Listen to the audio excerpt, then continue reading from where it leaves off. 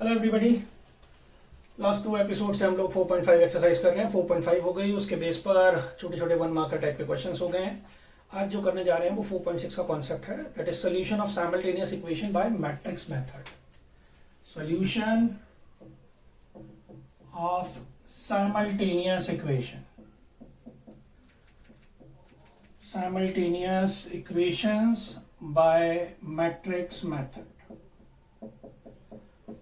Matrix method important है, 6 number का question आने के पूरे चांसेस हैं। साइमल्टेनियस इक्वेशंस का मतलब है 2-3 इक्वेशंस दी होंगी। कितनी इक्वेशन दी होंगी इस बात पे डिपेंड करता है कितने अननोन वेरिएबल है। अगर 2 अननोन वेरिएबल है एक्स और वाई तो 2 इक्वेशंस होंगी।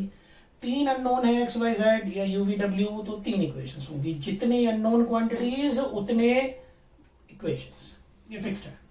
तो आपके पास a1x b1y is equal to c1, a2x b2y equal to c2।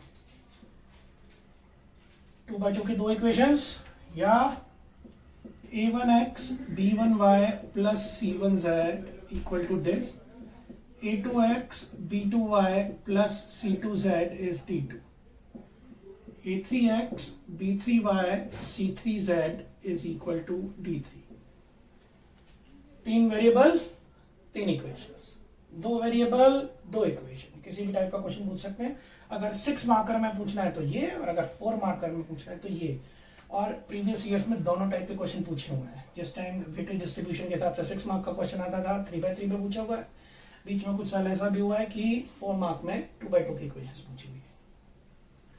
तो सबसे पहला काम तो आपको क्या करना पड़ेगा साइमल्टेनियस इक्वेशंस के लिए, x के नीचे x वाली क्वांटिटी चाहिए, y के नीचे y, z के नीचे z, इक्वल टू के नीचे इक्वल टू और कांस्टेंट के नीचे कांस्टेंट। इन केस सपोज कीजिए कि अगर किसी इक्वेशन में x वाली क्वांटिटी नहीं है तो वहां जगह खाली छोड़ दीजिए। x के नीचे x यहाँ नहीं है, कोफिशिएंट 0 काउंट हो जाएगा। अगर सपोज करिए यहाँ z वाली क्वांटिटी नहीं है, यहाँ ब्लैंक छोड़ दीजिए, z के नीचे z ही आना चाहिए। अगर नहीं है तो उस जगह ब्लैंक छोड़ दीजिए। तो अभी तो फिलहाल यहाँ सब कुछ दिया हुआ है, ये आपके पास है। तो सबसे पहला काम आपको लिखना है matrix form of equation. Matrix form of equation, ये आपके पास इक्वेशंस दी हुई है, इनकी मैट्रिक्स फॉर्म लिखनी है। मैट्रिक्स फॉर्म 3 मैट्रिक्स आएंगे आपके पास, a1x a1 b1 c1, सिर्फ कोफिशिएंट। पहला काम ये ध्यान रखना है, अरेंज करना है x y z, x के नीचे सारे x, y के नीचे y, z के नीचे z, इक्वल टू के नीचे इक्वल टू और कांस्टेंट हमेशा राइट साइड में। तो अगर बाई चांस किसी क्वेश्चन में बाई चांस आपको लेफ्ट साइड में कांस्टेंट दिया हुआ है तो उसे उठाइए और राइट साइड में लेकर जाइए। अब कोफिशिएंट्स वगैरह लिख लिया आपने, a3x b3 c3। इस चीज को आप कोफिशिएंट मैट्रिक्स कहते हैं। कोफिशिएंट मैट्रिक्स आप चाहें तो इसे ए बी सी डी जिस भी मर्जी कैपिटल लेटर से डिनोट कर सकते हैं। Then variable, this is known as variable matrix. आमतौर पे कैपिटल एक्स से डिनोट करते हैं, आप चाहें तो किसी और सिंबल से भी डिनोट कर सकते हैं। जो बाकी बची क्वांटिटी रह गई constant, this is known as constant matrix. So coefficient matrix, variable matrix and then constant matrix। इसको A से डिनोट किया, इसको X से डिनोट किया, इसको B से डिनोट किया। आप B, C जो भी आपको अल्फाबेट लगे आप उससे डिनोट कर सकते हैं। सो AX इक्वल टू B, ये आपके पास प्रॉपर मैट्रिक्स फॉर्म है। ये जो हम काम करने जा रहे हैं ये है साइमल्टेनियस इक्वेशंस का सॉल्यूशन बाय मैट्रिक्स मेथड। पहला काम हमने क्या करा, जितनी भी इक्वेशंस थी x के नीचे सारे x, y के नीचे y, z के नीचे z, इक्वल टू के नीचे इक्वल टू और कांस्टेंट के नीचे कांस्टेंट लिखा। सबसे पहला काम मैट्रिक्स फॉर्म ऑफ इक्वेशन लिखना है, जिसमें सारे कोफिशिएंट एक मैट्रिक्स में लिख दिए। अब ये 3x3 का होगा या 2x2 का होगा, डिपेंडिंग अपॉन आपके पास कैसी इक्वेशन है। फिर वेरिएबल मैट्रिक्स, जो भी वेरिएबल है x y z है 3 वेरिएबल तो ये आ जाएंगे, खाली x y है तो x y आ जाएगा। सेम चीज कांस्टेंट है, constant matrix. So this is in nutshell ax equal to b। अब आपको वैल्यू निकालनी है x की। तो जो हमने लास्ट एपिसोड में एक्स की वैल्यू निकालने के लिए इनवर्स से प्री और पोस्ट मल्टीप्लिकेशन का काम किया था, अब वो आ जाए। तो अब कुछ रूल्स लिख रहा हूं, आपको ध्यान से रूल समझ लें। हालांकि हमारे सिलेबस में specifically equation solving of simultaneous equation which have unique solution only, खाली उतना केस है। बाकी एक बार वैरायटी डिस्कस कर रहा हूं, फिर जो एग्जाम में होगा या जो पेपर में सिलेबस के हिसाब से है वो पोर्शन हम डिस्कस कर लेंगे। सो आपके पास ax इक्वल टू बी वाला पोर्शन आ गया। अब रूल्स जो लिख रहा हूं वो ax इक्वल टू बी से आगे प्रोसीड करते हुए लिख रहा हूं कि साइमल्टेनियस इक्वेशन थी, आपने मैट्रिक्स फॉर्म लिख ली ax इक्वल टू बी। अब आपके पास रूल्स क्या है इसके हिसाब से कि सबसे पहला केस आपको क्या करना है, फाइंड डिटर्मिनेंट। क्या पॉसिबिलिटीज हैं, डिटर्मिनेंट ए नॉन जीरो आ सकता है, डिटर्मिनेंट ए जीरो आ सकता है। अगर डिटर्मिनेंट ए नॉन जीरो आया इसका मतलब equations consistent. Consistent means solution exist, और कैसा solution, unique solution. Unique solution means one and only one set of solution. So first of all you have to find determinant. If determinant is non-zero, positive है negative है इससे कोई मतलब नहीं, बस zero नहीं होना चाहिए, क्योंकि जीरो नहीं होगा इसका मतलब इनवर्स निकल सकता है, इनवर्स को रूल में ला सकता है। तो इक्वेशन कंसिस्टेंट का मतलब है solution exist and unique solution, one and only one solution. X y z की फिक्स वैल्यू होगी कि x1 आया, y2 आया, z3 आया, तो जो भी आया वो फिक्स्ड है, उसके अलावा कोई और सेट जो है सेटिस्फाई नहीं करेगा। देखिए यूनिक सॉल्यूशन का मतलब ये बिल्कुल नहीं है कि एक्स वाई जेड अलग अलग आएंगे। आपका आंसर एक्स की वैल्यू 1, वाई की वैल्यू 1, जेड की वैल्यू 3 ऐसा भी आ सकता है, सारी चीजें बराबर भी आ सकती है। यूनिक सॉल्यूशन का मतलब है एक्स वाई जेड का सिर्फ एक कॉम्बिनेशन जो होगा वो इक्वेशन को सेटिस्फाई करेगा। और सॉल्यूशन क्या होगा अब आपके पास, ax इक्वल टू बी है, आपने a इनवर्स से प्री मल्टीप्लाई करा जैसा आपने लास्ट क्लास में भी करा था, ये आइडेंटिटी बन जाएगा, this is a inverse b, where a inverse is 1 upon determinant a into adjoint a। तो आपको करना क्या है कि जो आपको इक्वेशंस दी हुई हैं साइमल्टेनियस इक्वेशन, उनको सबसे पहले मैट्रिक्स फॉर्म में लिखिए। जो कोफिशिएंट मैट्रिक्स है, कांस्टेंट मैट्रिक्स है, वेरिएबल मैट्रिक्स है, उसको कोई नाम असाइन कर दीजिए। Then you have to find variable matrix. इसके लिए जरूरी है पहला काम डिटर्मिनेंट निकालिए, और ये रूलिंग है। इन केस आपके पास डिटर्मिनेंट ए जीरो आता है, ऑफिशियली आपके सिलेबस में ऐसा कोई क्वेश्चन नहीं देंगे कि जिसमें डिटर्मिनेंट जीरो आए, लेकिन खाली कंडीशन चेक करने के लिए दे सकते हैं। बताइए कंडीशन का क्या मतलब हुआ, in case determinant A zero है तो भाई ये वाला मेथड तो लगेगा नहीं। क्यों, क्योंकि इसमें आ रहा है 1 अपॉन डिटर्मिनेंट ए, अगर डिटर्मिनेंट ए जीरो है तो 1 upon zero is not defined, तो आप इस वाली टेक्निक पर तो आ नहीं सकते। तो क्या करना पड़ेगा, you have to find adjoint A into B. Determinant A zero आने पर खाली उसके बेसिस पर डिसीजन नहीं हो सकता। आप ये नहीं कह सकते कि नो सॉल्यूशन आ गया। First of all you have to find adjoint A into B. तो ये करने के बाद आपको इस चीज की वैल्यू कैलकुलेट करनी पड़ेगी। यहां फिर दो केसेस हो सकते हैं, अगर adjoint A into B is non zero और adjoint A into B is zero. एक बात ध्यान रखनी है कि adjoint A into B is now a matrix, और मैट्रिक्स जीरो तब होता है जब उसके सारे एलिमेंट जीरो होंगे। तो देखिए इक्वेशन सॉल्विंग के लिए आपको डिटर्मिनेंट भी निकालना पड़ेगा, एडजॉइंट भी निकालना पड़ेगा, चाहे कोई भी वैरायटी हो। यहाँ इनवर्स के पॉइंट ऑफ व्यू से निकालना पड़ेगा, यहाँ क्रॉस चेकिंग के लिए निकालना पड़ेगा। तो डिटर्मिनेंट और एडजॉइंट तो इक्वेशन सॉल्विंग वाले क्वेश्चन में निकलेगा ही, और अब तक हमने डिटर्मिनेंट में करा ही ये सब कुछ है। डिटर्मिनेंट निकालना है, माइनर निकालना है, कोफैक्टर निकालना है, उसके बेस पर एडजॉइंट निकालना है, इनवर्स निकालना है। तो जब मैं इक्वेशन सॉल्विंग का क्वेश्चन पूछ रहा हूं तो इनडायरेक्टली सारा कुछ आपसे पूछ लिया जो कुछ भी आपने चैप्टर में करा है। So if adjoint A into B is non-zero, it implies equations are inconsistent. Inconsistent means no solution. अब solution है ही नहीं तो आगे कुछ प्रोसेस नहीं होगा। तो डिटर्मिनेंट ही निकाला, अगर इन केस वो जीरो आया तो अभी आप कुछ कहने की पोजीशन में नहीं है. First of all you have to find adjoint A into B if that thing is non zero. That thing is non zero मतलब अगर आपने एडजॉइंट ए इनटू बी निकाला, मैट्रिक्स है ये आपके पास 2/1 का होगा या 3/1 का होगा, तो ऐसा हो सकता है कि आपके पास 0 0 2 आया. एक भी एंट्री अगर नॉन जीरो आ गई इसका मतलब this is not equal to zero, so no solution हो गया.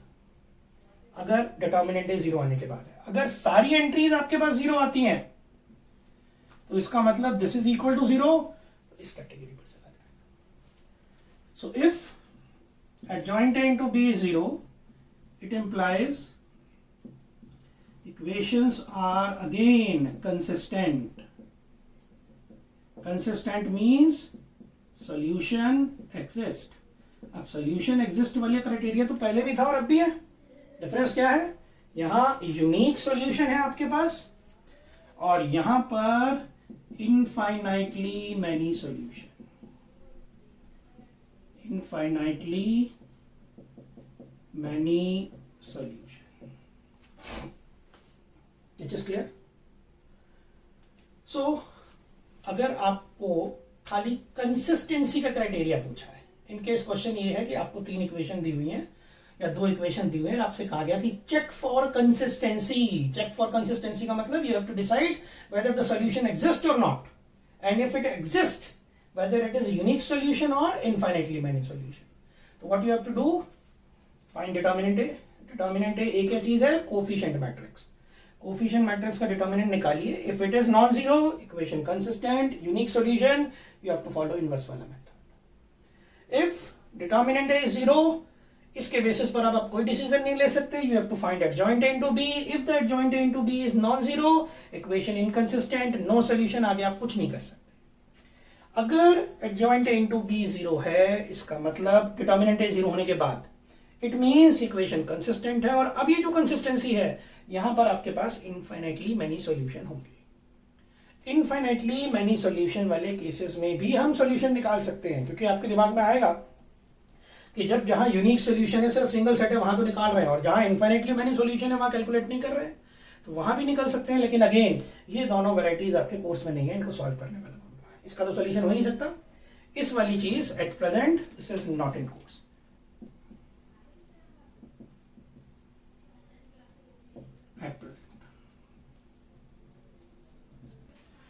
तो हम प्राइमरीली फोकस जो करेंगे वो इसी पर करेंगे, क्योंकि यूनिक सॉल्यूशन वाले केस में ही निकालना है.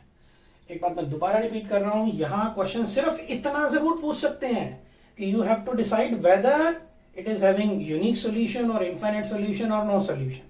उतना काम तो पूछ सकते हैं, लेकिन इनफाइनाइट में सॉल्व करके इनफाइनाइट सॉल्यूशन वाला काम नहीं पूछेंगे. तो ये चीज क्लियर? आपको रूलिंग्स बहुत अच्छे से नोट डाउन कर लीजिए. ये जो भी हमें कॉन्सेप्ट करना है उसका एक समराइजेशन है, उसके बाद हम क्वेश्चंस की वैरायटी करने जा रहे हैं. सबसे पहले हम कंसिस्टेंसी वाला क्राइटेरिया देखेंगे कि to check whether the equation is consistent और नॉट, और उसके बाद सॉल्विंग वाला काम देखेंगे. तो अब देखिए जरा कंसिस्टेंसी कैसे चेक करनी है. कंसिस्टेंसी का काम हम 2x2 इक्वेशंस के लिए करके दिखा रहे हैं, सो दैट आपको लॉजिक क्लियर हो.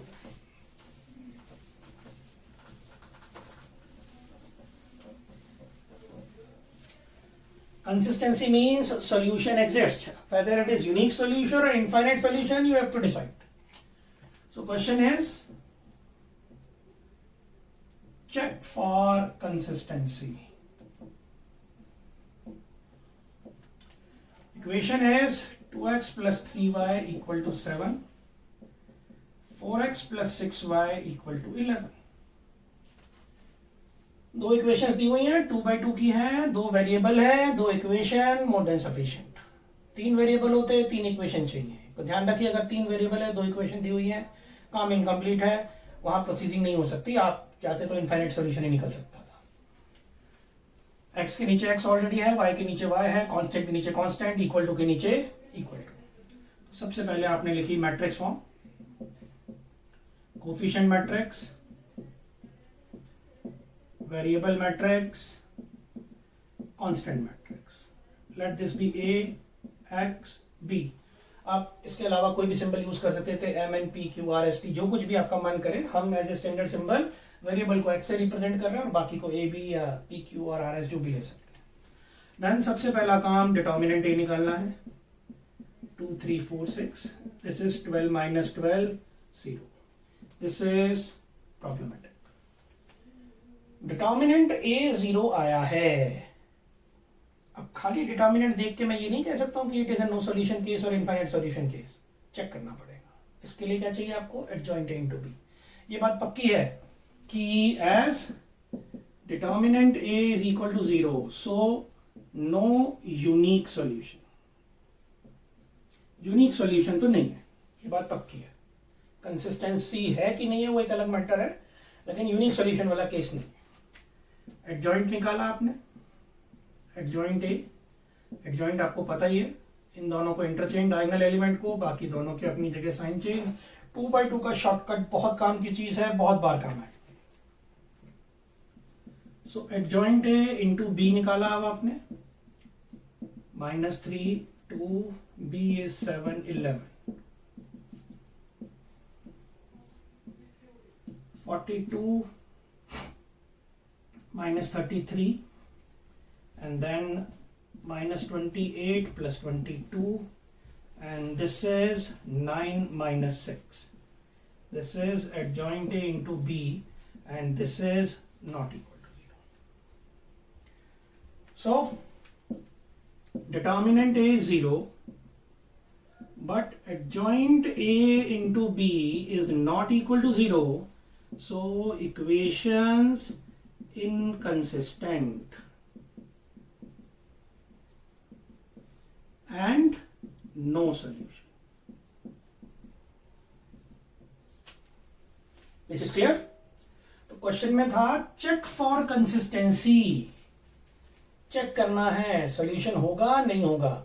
अगर सॉल्यूशन होगा तो you have to tell whether it is a unique solution और इनफाइनाइट। तो डिटर्मिनेंट ए निकाला, बाई चांस वो 0 आया। इन केस अगर वो नॉन 0 आता तो आप सीधा लिख देते it is consistent and unique solution. 0 आया तो खाली 0 के बेस पे डिसाइड नहीं होगा, आप एडजॉइंट ए इंटू बी निकालेंगे and then you will be able to decide, चाहे क्वेश्चन 2/2 हो या 3/3 है। 2/2 में तो हमें एडवांटेज मिल रही है कि हम एडजॉइंट बहुत at the drop of the head निकाल रहे हैं, अदरवाइज बड़ा मुश्किल है। और देखिए जरा चेक फॉर कंसिस्टेंसी वाला प्रोसीजर क्लियर कर रहा हूं आपको।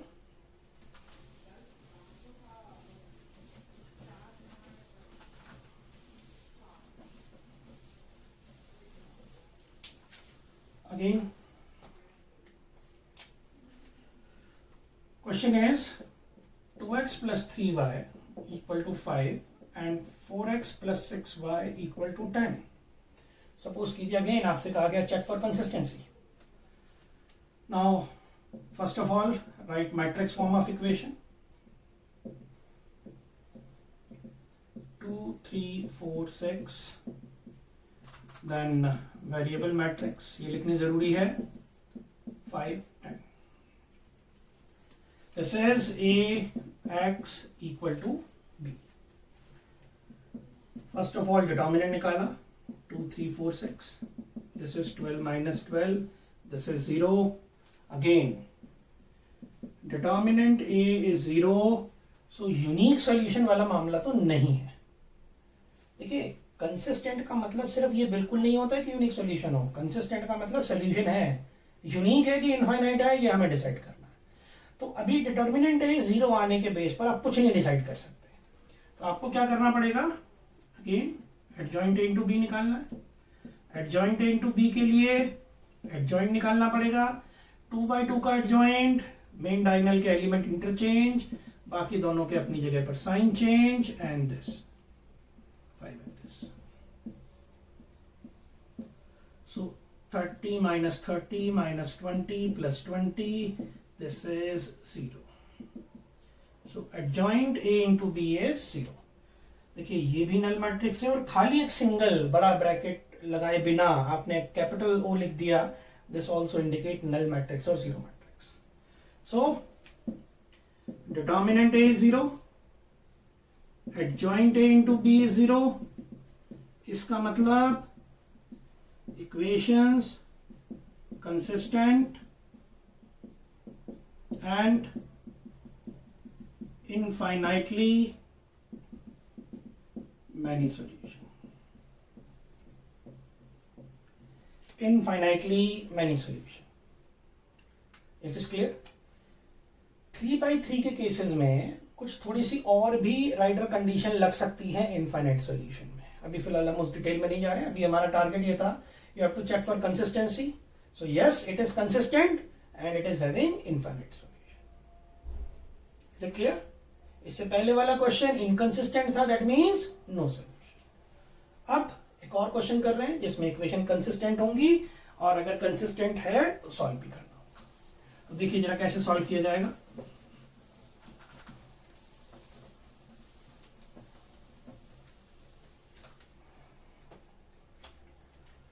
Question is, check for consistency and solve in case of unique solution only. We have to solve only when there is a unique solution, otherwise not. No need. So question is, 2x plus 3y is 7 and x minus 2y is 0. या थोड़ा सा change कर लेते हैं. ठीक है, 2x plus 3y is equal to 7 and x minus 2y equal to 0. एक पर ध्यान रखना, x और y वेरिएबल है. एक चीज और मैं हल्का सा रिकॉल करा दूं, एक हम पहले क्वेश्चंस करते थे इस टाइप वाले, 2 3 4 5 इस टाइप के. ध्यान रखिए कैपिटल लेटर जो है वो मैट्रिक्स को रिप्रेजेंट कर रहा है. तो यहाँ कैपिटल एक्स और कैपिटल वाई नॉर्मल नंबर नहीं है, ये मैट्रिक्स है. और कौन से ऑर्डर के? 2/2. यहाँ स्मॉल लेटर लिखा है एक्स और वाई, तो ये जो स्मॉल लेटर लिखा है ये न्यूमेरिकल क्वांटिटी है. एट प्रेजेंट तो ये वेरिएबल है, लेकिन इन्हें मैट्रिक्स से रिप्लेसमेंट नहीं होगा. Line of action more less वैसी सी होती थी. तो ये बात बहुत बेसिक है, आपको अच्छे से ध्यान रखनी है कि capital letter denotes matrix and small letter denotes element. तो सबसे पहला काम, मैट्रिक्स फॉर्म ऑफ इक्वेशन.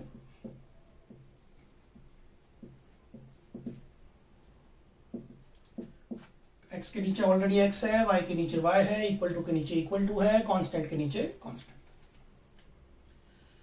तो पहले कोफिशिएंट्स लिख लिया आपने सारे. इसको नाम दे दिया ax equal to b. Then you have to find determinant. -4 -3, this is -7. Determinant is -7 and this is not equal to 0. So equations consistent. ये बात clear cut लिखी होनी चाहिए कि you have decided equations are consistent and it also implies unique solution. Determinant is non-zero, equations are consistent and in this particular case it is having unique solution. Up we have to solve. As ax equal to b, it implies x is equal to a inverse b. A inverse b is 1 by determinant a into adjoint a. And determinant we have already calculated. 2/2 का case है, adjoint आराम से निकल जाएगा. इन दोनों को interchange, बाकी दोनों के अपनी जगह पर साइन चेंज. So -1 -3. आप चाहें तो माइनस कंज्यूम कर सकते हैं. माइनस कंज्यूम करने के पीछे बस बेसिक पर्पस ये था कि अगर बाहर नेगेटिव साइन होगा, अंदर भी बहुत सारे नेगेटिव होंगे, तो नेगेटिव साइन में कैलकुलेशन एरर होने के चांसेस होते हैं. 7 × 0. कैलकुलेशन वर्क कर रहे हैं. x is equal to 1/7, 2 3 1 -2 and 7 0. तो मल्टीप्लाई किया आपने.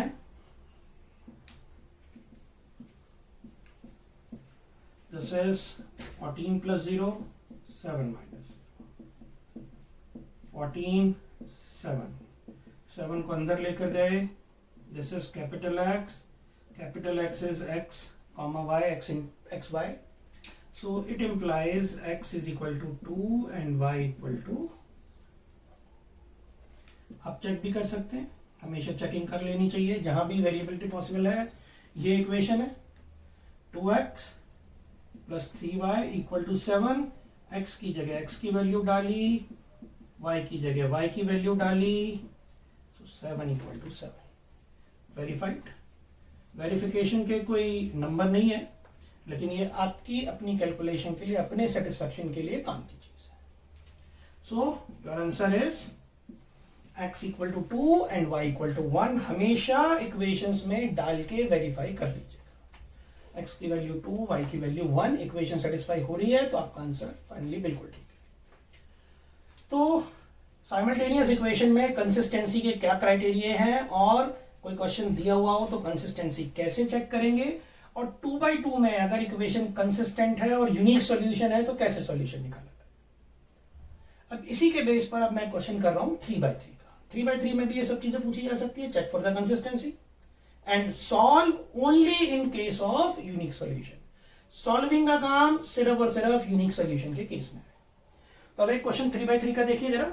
इसके बेसिस पर आपके 4.6 के काफी सारे क्वेश्चंस हो जाएंगे, लगभग फर्स्ट 14-15 क्वेश्चंस जो हैं इसी कॉन्सेप्ट पर बेस्ड है। तो देखिए जरा 3/3 का काम कर रहे हैं।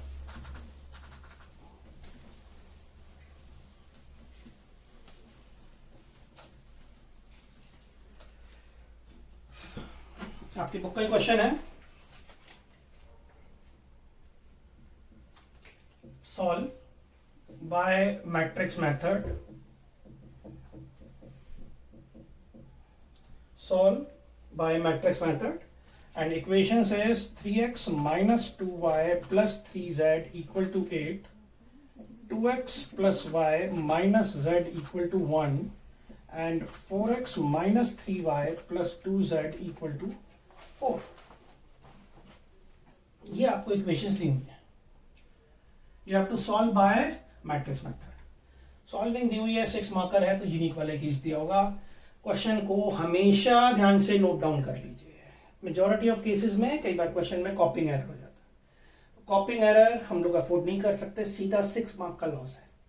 तो जब भी आप क्वेश्चन पेपर से आंसर शीट पे कॉपी करें, बहुत केयरफुली सारे प्लस माइनस के साइन सब चीजें चेक कर लीजिए। अभी फिलहाल x के नीचे भी x है, y के नीचे भी y है, z के नीचे z है, इक्वल टू के नीचे इक्वल टू, कांस्टेंट के नीचे कांस्टेंट। तो सबसे पहला काम matrix form of equation, matrix form of equation. पहले कोफिशिएंट लिखेंगे, फिर वेरिएबल्स, फिर कांस्टेंट, 3 - 2 3, 2 1 - 1, 4 - 3 2। 3/3 का कर रहे हैं, कंपैरेटिवली बड़ा क्वेश्चन होता है। इसको आपने x माना, a x एंड b। पहला काम determinant,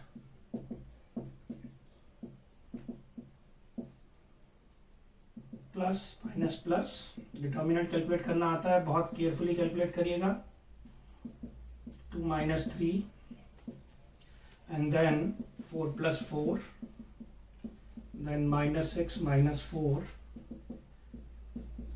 plus 2 8 -10 -3 plus 10 -30 -16, this is -70. So determinant is -17. This is not equal to 0. It implies equations consistent and unique solution. Equation consistent and unique solution. अब next काम है हमारा, determinant हमने निकाल लिया, consistent भी है इक्वेशन, यूनिक सॉल्यूशन भी है। इसके लिए सॉल्यूशन क्या होता है, x = a इनवर्स b। तो मुझे इनवर्स चाहिए और इनवर्स के लिए मुझे चाहिए एडजॉइंट। 3/3 के एडजॉइंट का मेरे पास कोई शॉर्टकट तरीका नहीं है। तो 3/3 का जब मुझे एडजॉइंट निकालना होगा तो उसके लिए पूरा कोफैक्टर वाला तरीका आपको फॉलो करना पड़ेगा। तो कैसे, आपके पास एक मैट्रिक्स है a ऑलरेडी, 3 2 4 -2 1 -3 3 -1 2। आपने कोफैक्टर्स कैलकुलेट किए। अब आप चाहे इसे C11 से रिप्रेजेंट करें या कैपिटल A11 से रिप्रेजेंट करें, ये हम ऑलरेडी डिस्कस कर चुके हैं। तो 1 1 1 2 1 3 2 1 2 2 2 3 3 1 3 2 3 3। कोफैक्टर्स का साइन अप्लाई कर दिया, सबस्क्रिप्ट का सम अगर इवन है तो plus minus plus minus plus minus, alteration में चल रहा है बाई चांस, ये 3/3 का हिसाब है। अब आगे माइनर कैलकुलेट कर रहे हैं इसका।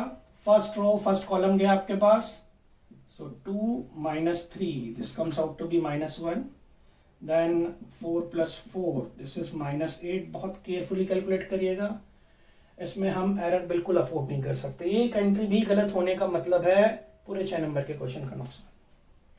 Then -6 - 4 this is -10, then second row first column -4 + 9 this comes out to be -5,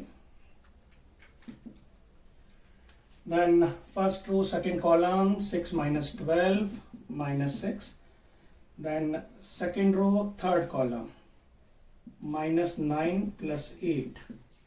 बहुत केयरफुली कैलकुलेट करिए, second row third column -9 + 8, then third row first column 2 - 3, third row second column -3 - 6, and third row third column 3 + 4 this is 7। Already हम discuss कर चुके हैं कि आपको minor और cofactor कैसे निकालना है।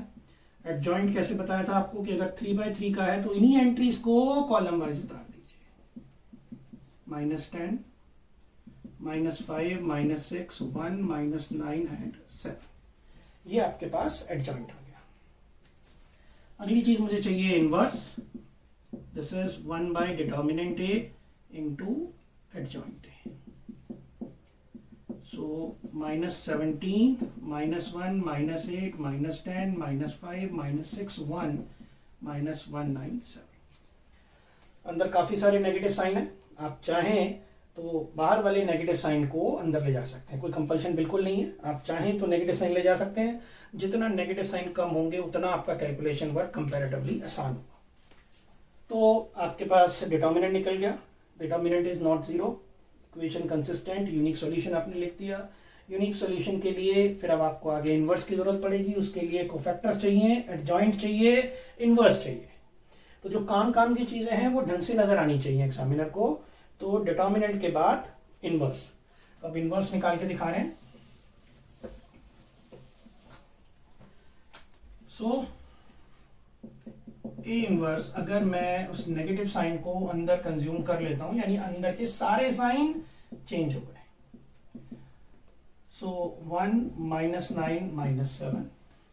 Now as AX equal to B, it implies X is equal to A inverse B.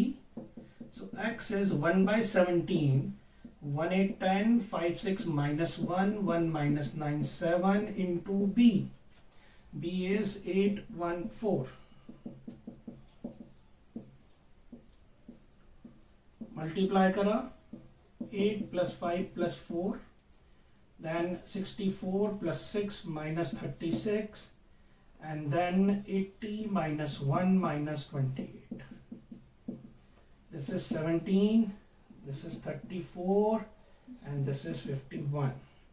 अगर आप 17 को कंज्यूम कर लेते हैं अंदर, 17/17, 34/17, so this will be 1 2 3.